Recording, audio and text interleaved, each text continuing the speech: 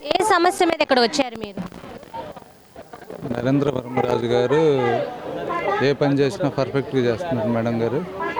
ఈ మెడికల్కి సంబంధించి ముసలోళ్ళ కంటి కానీ వైద్యం కానీ ఏ విషయమైనా సరే చాలా సిన్సియర్గా వర్క్ విషయంలో కానీ ఏ విషయంలో అయినా పర్ఫెక్ట్గా చేస్తున్నాడు.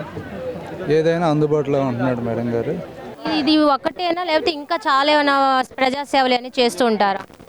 అన్నీ కాడ ఏదైనా ఒకవేళ గ్రామంలో కానీ పంచాయతీలో కానీ ఏదైనా అడగగానే రెస్పాన్సిబుల్ కానీ వర్క్ విషయంలో కానీ చాలా చాలా కేర్ఫుల్గా ఉంటున్నాడు మేడం. ఓ, విషయం అడగగానే దానికి రెస్పాన్సిబుల్ అయ్యి వర్క్ విషయంలో నేను ఇది చేయగలను ఇది చేస్తాను అని వెంటనే రిప్లై చెబుతున్నాడు మేడం. నెక్స్ట్ ఒకవేళ ఇప్పుడున్న ఈ 24కి ఆయన ఎమ్మెల్యేగా పోటీ చేస్తే గెలుస్తారంటారా? షూర్ మేడం, గట్టిగా గెలుస్తాడని మేము నమ్ముతున్నాం మేడం. ఎందుకు గెలుస్తారు? ఎందుకు గెలుస్తారంటే ఆయన సేవ విషయంలో కానీ అన్ని విషయంలో కానీ ప్రజలకు అందుబాటులో ఉంటున్నాడు. ఇది కావాలి అంటే ప్రజలకు అందుబాటులో ఉన్న నాయకుడినే వెనుకుంటారు మేడం.